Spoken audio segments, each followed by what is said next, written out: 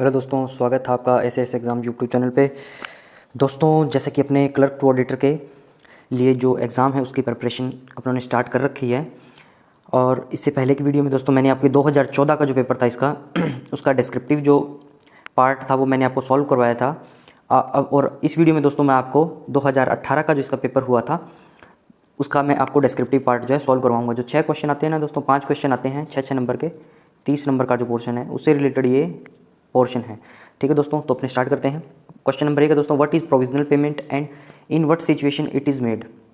दोस्तों, provisional payment क्या होती है और किन सिचुएशंस में ये की जाती है।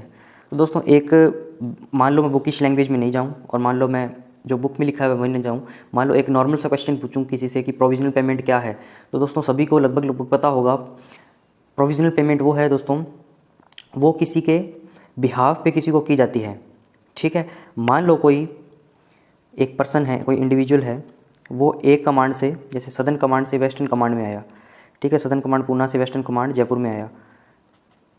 ठीक है, पुणे से जयपुर में आया। तो दोस्तों क्या होगा कि जो पूना कमांड होगी वो वेस्टर्न कमांड जयपुर को इसकी एलपीसी सेंड करेगी इस इंडिविजुअल की। ठीक है, मान लो वो एलपीसी किसी कारण से वेस्टर्न कमांड जयपुर के पास नहीं पहुंचती और लगभग 3 मंथ डिले हो जाती है वो एलपीसी। ठीक है, तो दोस्तों इंडिविजुअल जो है उसका खर्चा कैसे चलेगा। ठीक है, तो इसी चीज़ को, इसी सिनेरियो को ध्यान में रखते हुए एक कॉन्सेप्ट आया अपने डिपार्टमेंट में या किसी भी सेंट्रल गवर्नमेंट के डिपार्टमेंट में कि जो इंडिविजुअल है वो without payment can not survive, he can not survive without payment. घर से दूर रह रहा है, वो सेंट्रल गवर्नमेंट एम्प्लॉय है, बिना पेमेंट के कैसे सर्वाइव करेगा वो 3 मंथ तक, 4 मंथ तक। तो दोस्तों फिर आया कॉन्सेप्ट प्रोविजनल पेमेंट का। तो दोस्तों प्रोविजनल पेमेंट जो है वो टेंटेटिव पेमेंट होती है। ठीक है, प्रोविजनल पेमेंट में क्या करेंगे दोस्तों, इस इंडिविजुअल से एक फॉर्म भरवा लेंगे कि लास्ट तेरा कितने पे फिक्सेशन हुआ है, कितनी पेमेंट तूने ड्रॉ की हुई है, कितना तेरा एडवांसेस, कितना तेरा ड्यूज़ है गवर्नमेंट की ओर से। ठीक है, तो ये सारे उनसे फॉर्म भरवा के उसको एक बार टेम्प्रेरी वो पेमेंट स्टार्ट कर देंगे, जिसको बोलते हैं प्रोविजनल पेमेंट। ठीक है, जब इसको एलपीसी आ जाएगी, जब इसके सारी चीज़ें फाइनलाइज हो जाएगी, पार्ट ऑर्डर आ जाएंगे, उसके बाद उस प्रोविजनल पेमेंट और जो इसकी एक्चुअल पेमेंट है ड्यू ड्रॉ स्टेटमेंट बनेगा और उसके अंदर जो भी डिफरेंसेस होगा वो सेटलमेंट कर दिए जाएंगे। ठीक है, मेन सिनेरियो दोस्तों ये है प्रोविजनल पेमेंट का। अब इसको बुकिश लैंग्वेज में कैसे लिखोगे, एग्जाम के अंदर आप कैसे लिख के आओगे, वो सब चीज़ें मैंने यहाँ पे बताई हुई है। ठीक है, तो पढ़ते हैं। Payment made in exceptional circumstances in anticipation of the receipt of, किसकी receipt, the sanction of the appropriate authority और of funds to cover the expenditure are known as provisional payments. क्या बोल रहा है दोस्तों, पेमेंट करनी है किन सर्कमस्टांसेस में, किन हालातों में, in anticipation of the receipt of, receipt आ जाएगी, किसकी आ जाएगी, या तो सैंक्शन है अप्रोप्रिएट अथॉरिटी की आ जाएगी। मैंने किसी को प्रोविजनल पेमेंट दे दी, ठीक है, मान लो कर दी मैंने, ठीक है, पेमेंट कर दिया उसका, फिर मैं किसका वेट करूंगा दोस्तों, ऐसा मैं क्या पूर्वानुमान लगाऊंगा, क्या मैं एंटिसिपेट करूंगा कि उसकी या तो उसकी सैंक्शन की रिसिप्ट आ जाएगी अप्रोप्रिएट अथॉरिटी से। ठीक है, ये पूर्वानुमान लगा कर मैं उसको प्रोविजनल पेमेंट करूंगा। ठीक है, अगर ये कंडीशन में नहीं सोचता हूँ तो मैं प्रोविजनल पेमेंट नहीं कर सकता। ठीक है, ऐसा पूर्वानुमान लगाता हूँ कि रिसिप्ट ऑफ, यहाँ से दोस्तों 2 सेंटेंस है, एक तो ये सेंटेंस और दूसरा रिसिप्ट के बाद ये सेंटेंस। ठीक है, इसलिए मैंने इसको पहले पिंक कर दिया फिर इसको रेड कर दिया। ठीक है, मैंने प्रोविजनल पेमेंट कर दी या करूँगा, क्या पूर्वानुमान लगा के करूँगा कि या तो सैंक्शन आ जाएगी अप्रोप्रिएट अथॉरिटी से इसकी, या जो मैंने खर्चा किया है उसके लिए फंड अलॉट मुझे हो जाएगा। ठीक है, उसको प्रोविजनल पेमेंट बोलते हैं। दोस्तों अगला है किन किन सिचुएशंस में प्रोविजनल पेमेंट करते हैं। ठीक है, क्वेश्चन का दूसरा पार्ट यही तो बोल रहा है, in what situation it is made. ठीक है, तो दोस्तों where sanction of the appropriate authority exist, sanction appropriate authority की एग्जिस्ट करती है and funds are available, fund भी अवेलेबल है, येट ए फाइनल पेमेंट नहीं कर सकते, can not be made to the parties concerned whether government employ और third party due to lack of the documentation. दोस्तों आपके पास अप्रोप्रिएट अथॉरिटी की सैंक्शन भी है, आपके पास फंड भी अवेलेबल है, ठीक है, फिर भी आप फाइनल पेमेंट ना करके प्रोविजनल पेमेंट करते हो किसी भी पार्टी को या गवर्नमेंट एम्प्लॉय को। ठीक है, कंसर्न पार्टी को, या तो वो थर्ड पार्टी होगी या गवर्नमेंट एम्प्लॉय होगा, किसकी वजह से नहीं कर रही है, due to the lack of the documentation, आपके पास कोई भी एक छोटे से डॉक्यूमेंट की कमी है। ठीक है, या lack of time for verification of the particulars, या आपके पास टाइम की कमी है कि आप उसके पर्टिकुलर्स को जल्दी वेरीफाई कर सको, इसलिए आप एक बार प्रोविजनल पेमेंट कर देते हो। जब आपको समय मिलेगा आप डॉक्यूमेंट्स को वेरीफाई करोगे, पर्टिकुलर्स को वेरीफाई करोगे और उसकी फाइनल पेमेंट आपको कर दोगे। ठीक है, तीसरा क्या है दोस्तों, for the completion of necessary audit requirements. दोस्तों अगर आपने ऑडिट जो रिक्वायरमेंट्स हैं वो कंप्लीट नहीं है, उनका कंप्लीशन चाहते हो, ठीक है, कोई नेसेसरी ऑडिट डॉक्यूमेंट नहीं है तो आप प्रोविजनल पेमेंट कर दोगे। ठीक है, इन सारी चीज़ें होने के बावजूद भी, सैंक्शन भी है, फंड भी है, फिर भी आप नहीं कर रहे हो, तो ये 3 कंडीशंस हैं जिसके बेस पे आप प्रोविजनल पेमेंट नहीं कर सकते हो। ठीक है, तो इन सबको बोलते हैं, इनके बिहाफ पे जो पेमेंट होगी, इन चीज़ों को देखते हुए जो पेमेंट होगी तो वो होगी दोस्तों प्रोविजनल पेमेंट। ठीक है, और दोस्तों एक खास बात इसमें ध्यान रखो, ये नवंबर 2007 और अप्रैल 2009 के पेपर में भी आया हुआ है, और आगे भी काफ़ी एग्जाम्स में एसएएस के जो लिए हैं एसएएस ने, उसमें अलग अलग टाइप से इस क्वेश्चन को पूछा गया है। ठीक है, और दोस्तों इससे पिछले वीडियो में आपको मैं एक बीच में क्वेश्चन नंबर 7 या 8 पे था, तो मैंने एक बात बोला था कि इस वीडियो के एंड में मैं एक इंपॉर्टेंट आपको बात बताऊंगा। ठीक है दोस्तों, वो बात मैंने बताना भूल गया। वो बात ये थी कि दोस्तों 2014 का जो क्लर्क से ऑडिटर का जो एग्ज़ाम था, उसके अंदर दोस्तों जो एसएएस का 2009 का जो पेपर था, उसमें से मैक्सिमम क्वेश्चन उसमें से आए हुए थे। ठीक है, मतलब बहुत सारे क्वेश्चन वहाँ से उठाए गए थे। तो मैं ये बोलना चाह रहा था, तो 2022 का जो एग्ज़ाम है, तो प्रीवियस जो एसएएस के एग्ज़ाम क्वेश्चंस आए हुए हैं प्रीवियस पेपर्स के, उसमें से दोस्तों बहुत सारे क्वेश्चन उसमें से उठ के आ सकते हैं। ठीक है, तो मैं सोच रहा हूँ कि मैं एक ऐसा कंसोलिडेटेड वीडियो बनाऊँ एसएएस के प्रीवियस जो पेपर आए हुए हैं उसमें डिस्क्रिप्टिव टाइप क्वेश्चंस के, जिसके अंदर मैं लगभग 40 से 50 क्वेश्चन लूँ, जो एक प्रकार से उसको पेपर ही मानो कि वो पेपर एज इट इज़ आपको देखने को 2 जून को मिल सकता है। ठीक है, तो उसके लिए कोशिश करेंगे दोस्तों। फिलहाल इसी वीडियो में अपने आगे बढ़ते हैं क्वेश्चन नंबर 2 पे। क्वेश्चन नंबर 2 पे जाने से पहले दोस्तों, ये प्रोविजनल पेमेंट के संदर्भ में ये 2 लाइन्स 1 लाइनर जो है ये भी आपको याद रखने हैं। ठीक है, मोस्ट इंपॉर्टेंट है। नवंबर 2007 और जो मॉडल क्वेश्चन पेपर एसएएस के लिए सीजी की वेबसाइट पे अपलोडेड है, उसके अंदर इस लाइन से क्वेश्चन आया हुआ है। ठीक है, और मॉडल पेपर के अंदर इस लाइन से क्वेश्चन उसमें पूछा गया है। ठीक है, मैं पढ़ता हूँ आपके लिए। Provisional payments will be made only under the personal order and description of the principal controller और कंट्रोलर डिफेंस अकाउंट्स। दोस्तों प्रोविजनल पेमेंट है वो तभी हो सकती है जब पीसीडीए या सीडीए पर्सनल ऑर्डर दे और उनका डिस्क्रिप्शन हो। ठीक है, और ये बात कहाँ लिखी गई है? पैरा नंबर 55 के अंदर, इसके अकाउंट कोड के। ठीक है, सॉरी ऑडिट कोड के। अगला दोस्तों, अगला 1 लाइनर क्या है? In no circumstances will a provisional payment be made on an undertaking by the individual concern that he will refund the amount if required to do so. ये दोस्तों ये बात कहाँ लिखी है? पैरा नंबर 58 में ऑडिट कोड के।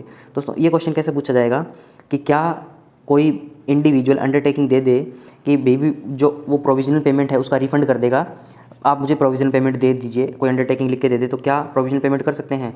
दोस्तों किसी भी हालात में नहीं कर सकते। ठीक है, प्रोविजनल पेमेंट हमेशा पर्सनल ऑर्डर और description of the PCDA CDA can be done. ठीक है, अब देखते हैं दोस्तों क्वेश्चन नंबर 2 क्या है?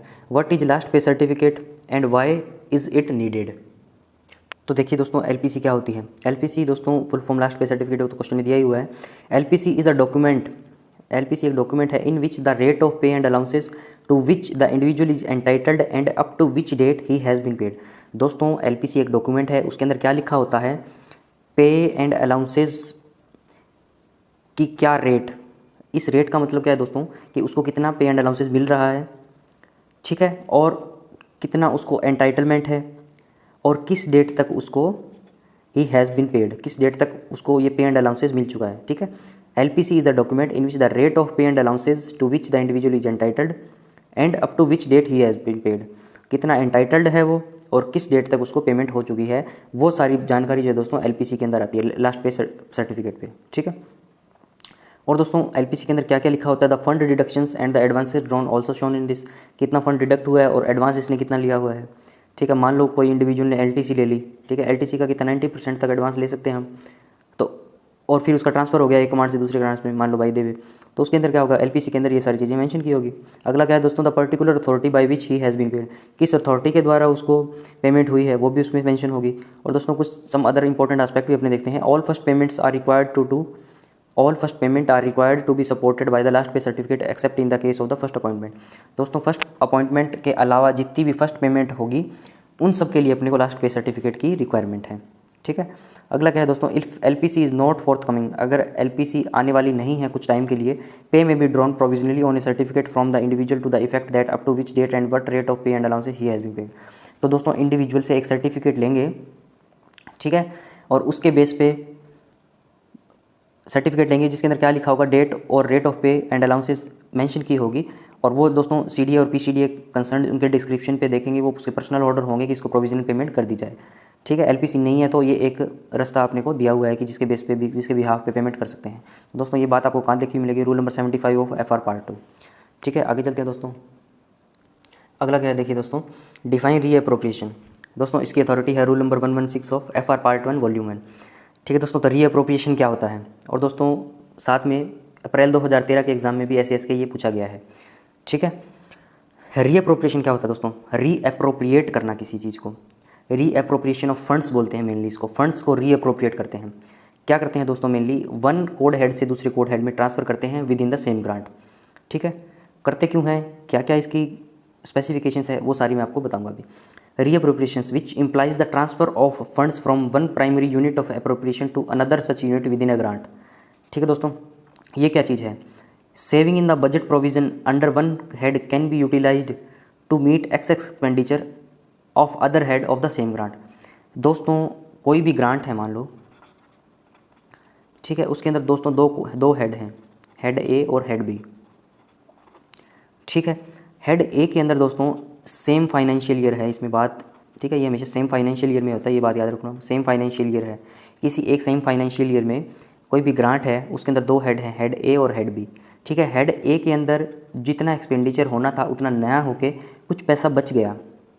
ठीक है, और हेड बी के अंदर जितना पैसा अलॉट हुआ था उससे ज़्यादा एक्सपेंडिचर करने की नीड है, मतलब इसका एक्सपेंडिचर बढ़ गया।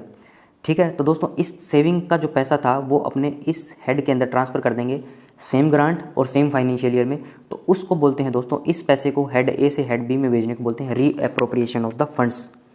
समझ में आया आपको, बहुत ईजी और बहुत इंपॉर्टेंट कॉन्सेप्ट है दोस्तों पैसे को मैनेज करने के लिए। क्या, एक बार दोबारा बताता हूँ दोस्तों, कोई भी ग्रांट है उसके अंदर दो हेड हैं, हेड ए और हेड बी। ठीक है, ऐसा हुआ कि हेड ए के अंदर जो ग्रांट है उस पर जो एक्सपेंडिचर होना था किसी भी मद पे, किसी भी आइटम पे, किसी भी ऑब्जेक्ट पे, वो उतना खर्चा ना होके खर्चा कम हुआ और हमने कुछ पैसे बचा लिए उसमें से। ठीक है, और इसके विपरीत, इसके अपोजिट हेड बी के अंदर जितना खर्चा होना था उससे ज़्यादा खर्चा होने की उम्मीद है या अब उन्होंने ज़्यादा खर्चा कर चुके हैं। ठीक है, तो दोस्तों जो इसकी सेविंग जो थी इस हेड की, वो अपने हेड बी के अंदर ट्रांसफ़र कर देंगे, इसको बोलते हैं दोस्तों रीअप्रोप्रिएशन ऑफ फंड। ठीक है, यही बातें इसमें लिखी हुई इन 4 लाइनों में। ठीक है, अब रीअप्रोप्रिएशन अगला पढ़ते हैं। Reappropriation can be sanction under formal orders of a competent authority.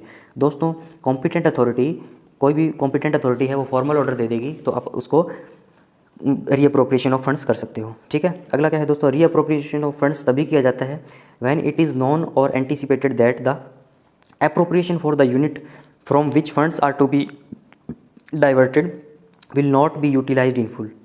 क्या है दोस्तों इस लाइन का मतलब, दोस्तों बुक पढ़ने में कोई प्रॉब्लम नहीं है, बट ये बुक की लैंग्वेज जो दी गई है ये यहाँ से लेके यहाँ तक पूरा एक पैरा मिलेगा और इसमें एक भी फुल स्टॉप आपको नहीं मिलेगा। ठीक है, ना कोई कॉमा मिलेगा ना कोई फुल स्टॉप मिलेगा, इसलिए बच्चों के लिए पढ़ना इसको मुश्किल हो जाता है। दोस्तों ऑडिट कोड, अकाउंट कोड, जो भी बुक्स है अगर आपको पढ़नी है तो सेंटेंसेस को तोड़ तोड़ के पढ़ने ही पड़ेंगे। ठीक है, तो वही चीज़ मैं आपको बता रहा हूँ, एक रास्ता आपको दिखा रहा हूँ कि आप ऐसे पढ़ाई कर सकते हो। ठीक है, ये क्या दिया दोस्तों, रीअप्रोप्रिएशन ऑफ फंड्स तभी किया जाता है, कब किया जाता है, व्हेन इट इज़ नोन और एंटिसिपेटेड, या तो हमें पता है या हमने पूर्वानुमान लगा लिया कि that the appropriation for the unit from which funds are to be diverted, मतलब ऐसे कोड हेड से, अपने जिस कोड हेड से किसी यूनिट के अप्रोप्रिएशन फॉर द यूनिट, जिस कोड हेड से फंड डाइवर्ट कर रहे हैं किसी और के अंदर, जिस फंड को अपने रीअप्रोप्रिएट कर रहे हैं किसी भी यूनिट के, तो वो फुल्ली यूटिलाइज्ड नहीं होगा, इसीलिए अपने रीअप्रोप्रिएट करेंगे। ठीक है, ये एग्जांपल सेम लेते हैं, हमें यहाँ पता चल गया कि भाई इसका रीअप्रोप्रिएशन करना है, तो ये क्यों करना है, क्योंकि हमने अनुमान लगा लिया, या तो हमें पता है या हम एंटिसिपेट करते हैं। ठीक है, किसका रीअप्रोप्रिएशन करना है कि ये फंड फुल्ली यूटिलाइज्ड नहीं होगा। ठीक है, ये बात यहाँ लिखी हुई है। अगला क्या है दोस्तों, एनी अलॉटमेंट और reappropriation within a grant और appropriation may be authorised at any time before but not after the expiry of the financial year to which such grant और अप्रोप्रिएशन रिलेट्स। दोस्तों क्या है कि इसकी ये आप अंडरलाइन कर दो, मतलब सेम फाइनेंशियल ईयर। ठीक है, जो रीअप्रोप्रिएशन होगा सेम ग्रांट के अंदर वो उसी फाइनेंशियल ईयर में अपलोड करना है, यही बात यहाँ पे लिखी गई है। ठीक है, ये कुछ दोस्तों क्वेश्चन 3 कंप्लीट हो गया। क्वेश्चन नंबर 4 पे चलते हैं दोस्तों। कुछ एब्रीविएशंस दिए थे और इनके आंसर दोस्तों कहाँ मिलेंगे आपको, appendix A to DSC 1962-63, page number भी बता दिया मैंने आपको सहूलियत हो देखने में। तो पेज नंबर 13 पे आप जाओगे, जो नई बुक लोगों ने मंगवा रखी है। ठीक है, आपको मैं दिखा देता बुक अगर मेरे पास होती तो।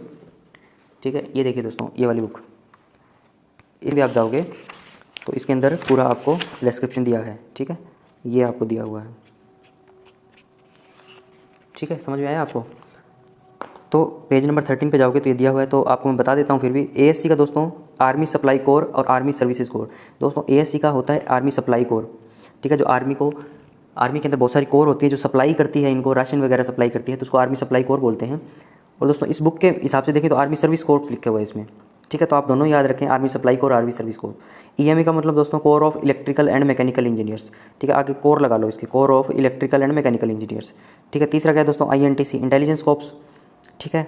चौथा है दोस्तों MNS मिलिट्री नर्सिंग सर्विसेज। पांचवा है दोस्तों RVC remount and veterinary corps. APTC का मतलब है army physical training corps. MES का मतलब है दोस्तों मिलिट्री इंजीनियरिंग सर्विसेज, ठीक है। मोस्ट इंपॉर्टेंट है, याद रखो आप इनका। मान लो अभी 2 जून को जो एग्ज़ाम होगा 2022 वाला, उनमें से 1 लाइन जो 2 नंबर का जो क्वेश्चन आएंगे 2 नंबर के, उनमें से भी इनमें से कुछ पूछा जा सकता है। आगे चलते हैं दोस्तों। आगे देखिए दोस्तों, define part 1 and part 2 office order in such manner that the difference between the two becomes clear. दोस्तों पार्ट 1 और पार्ट 2 ऑफिस ऑर्डर के बारे में बताना काफ़ी ईजी है। इसकी अथॉरिटी आपको देखनी है तो पैरा नंबर 491 पे OM पार्ट 1 के जाइए और इसके बारे में डिटेल्ड डिस्क्रिप्शन दिया हुआ है। मैं आपको दोस्तों जो 40-50 शब्दों में दिया था उतना ही आपको नॉलेज में यहाँ पे दे रहा हूँ, ठीक है। डिटेल में स्टडी आप यहाँ पे जाके कर सकते हो। और दोस्तों ये क्वेश्चन जो है पार्ट 1 ऑफिस ऑर्डर के बारे में पूछा गया था सितंबर 2014 के एग्जाम में, ठीक है, SAS के प्रीवियस एग्जाम में, ठीक है। तो चलते हैं दोस्तों, क्या है पार्ट 1 और पार्ट 2। पार्ट 1 ऑफिस ऑर्डर दोस्तों क्या होता है, all orders relating to the procedure and internal working of the office and will be maintained as a permanent record. दोस्तों जो भी ऑफिस के प्रोसीजर और उसकी वर्किंग से रिलेटेड जो ऑर्डर होंगे उनको पार्ट 1 ऑफिस ऑर्डर बोलते हैं। और दोस्तों पार्ट 2 ऑफिस ऑर्डर जो होते हैं वो पर्सनल होते हैं, ठीक है, पर्सनल होते हैं, किसी जो व्यक्तिगत किसी से रिलेटेड होते हैं। This relating to the personnel of the office, personnel मतलब जो कार्मिक हैं, उस काम करने वाले, उनसे रिलेटेड होते हैं, सच एज उनकी अपॉइंटमेंट हुई है, ट्रांसफर हुआ है, प्रमोशन हुआ है, उनको पनिशमेंट मिली है, ठीक है, इनसे रिलेटेड पार्ट 2 ऑफिस ऑर्डर होता है। याद रखिए पार्ट 1 तो ऑफिस से रिलेटेड और पार्ट 2 जो है वो पर्सनल होता है, ठीक है। आगे चलते हैं दोस्तों। क्वेश्चन नंबर 6 है what is workbook, who prepares it, please also indicate the authority to whom it is submitted. दोस्तों वर्कबुक क्या होती है, इसके बारे में आपको detail discussion para number 497 of OM part 1 में मिलेगा। और दोस्तों वर्कबुक क्या होती है, workbook is a document which is prepared in form IFCDA 44। IFCDA 44 जो फॉर्म है इसमें ये बनता है, and in which all letters bills accounts etcetera are entered with date, ठीक है, डेट के साथ दोस्तों ऑल लेटर्स जो रिसीव हुए किसी इंडिविजुअल को, बिल्स अकाउंट्स जो है मेंटेन करने पड़ते हैं, ठीक है। अगला है दोस्तों हु प्रिपेयर इट, कौन प्रिपेयर करेगा, e senior auditor, auditor clerk will maintain it, please also indicate the authority to open it is submitted. दोस्तों किसको सबमिट करेगा, these workbook should be inspected daily by the WO section officer, ठीक है, daily तो कौन करेगा, WO करेगा, और AO SAO ACD incharge also inspect them at least once in a week. ये दोस्तों 7 दिन में एक बार इसकी जांच कर लेंगे जो इससे हायर अथॉरिटी है। आगे चलते हैं दोस्तों, क्वेश्चन नंबर 7 है, देखिए मित्रों क्या है, व्हाट इज CP ग्राम। दोस्तों CP ग्राम क्या होता है, दोस्तों इसकी फुल फॉर्म से ही आपको ये पता चल जाएगा कि CP ग्राम क्या है, ठीक है। CP ग्राम है दोस्तों centralised public grievance redress and monitoring system. क्या है, सेंट्रलाइज्ड पब्लिक, जी का मतलब ग्रीवांस को रेड्रेस करना है, and monitoring system is an online platform available to the citizens 24/7 to lodge their grievance to the public authorities on any subject related to the service delivery. दोस्तों ऐसा portal है, एक online portal है, platform है citizens के लिए, citizens of India के लिए, जो 24/7 ग्रीवांस को अपने लॉज कर सकते हैं, किससे, पब्लिक अथॉरिटी पे, किसी भी कोई भी सब्जेक्ट से रिलेटेड उनको सर्विस से, मान लो कोई भी डिपार्टमेंट सर्विस नहीं दे रहे हैं उनको, तो उनके रेड्रांस जो है उनको रेड्रेस किया जाता है यहाँ पे, ठीक है। It is a single portal connected to all the ministry department of government of India and states. दोस्तों सिंगल पोर्टल है जो सारी मिनिस्ट्री और डिपार्टमेंट से गवर्नमेंट ऑफ इंडिया के जुड़ा हुआ है, ठीक है, इतना आपको याद रखना है, इसको मेनली इसकी फुल फॉर्म याद रखो, ठीक है, centralised public grievance redress and monitoring system, ठीक है। अगला है दोस्तों व्हाट इज़ SBI CMP। दोस्तों ये भी काफ़ी ईजी है, जो पहले जो दोस्तों ऑफलाइन पेमेंट होती थी, चेक के द्वारा पेमेंट होती थी, ठीक है, वगैरह वगैरह बहुत ही ऑफलाइन चीज़ें होती थी, लेकिन आजकल जो दोस्तों ऑनलाइन सिस्टम है पूरा, तो ऑनलान सिस्टम के लिए SBI का CMP एक कैश मैनेजमेंट प्रोडक्ट है, ठीक है, इससे अपने ऑनलाइन पेमेंट कर सकते हैं, ठीक है। SBI cash management product is an online portal for the payment in the shortest time, ठीक है। और दोस्तों ये गवर्नमेंट की पेमेंट है हैंडल करता है, और कौन कौन सी टाइप की पेमेंट हैंडल करता है दोस्तों, या तो सैलरी पेमेंट, किसी वेंडर को पेमेंट करनी है, उस मिसलेनियस पेमेंट। और दोस्तों इस पोर्टल के अंदर बहुत सारी स्पेसिफिकेशन है, बहुत सारी चीज़ें मेंशन की हुई है, ठीक है। इसका खुद का अपना आपका एक चैप्टर बन सकता है SBI CMP का, लेकिन अपने को 40-50 शब्दों में अपना आंसर देना था, तो इतना बहुत है अपने को, ठीक है। तो दोस्तों इस वीडियो को यहीं पे रैपअप करते हैं। मैंने आपको इंपॉर्टेंट, और दोस्तों इसका क्वेश्चन एक जो था कैश असाइनमेंट का, वो मैंने पिछले वीडियो में भी डिस्कस कर दिया था, ठीक है। तो दोस्तों इस वीडियो को यहीं पे रैपअप करते हैं। वीडियो को लाइक करें, शेयर करें, और चैनल को दोस्तों सब्सक्राइब जरूर करें। और इस चैनल का लिंक दोस्तों आप अपने दोस्तों को दे सकते हो, आप किसी ग्रुप में जुड़े हुए तो वहाँ पे इसका शेयर कर सकते हो इसका लिंक। दोस्तों टेलीग्राम ग्रुप ज्वाइन करने के लिए PDF SAS एग्ज़ाम टेलीग्राम पे आप सर्च करोगे तो आप वहाँ पे इसकी PDF भी आपको मिल जाएगी, ठीक है। थैंक यू दोस्तों, thanks for watching, have a good day.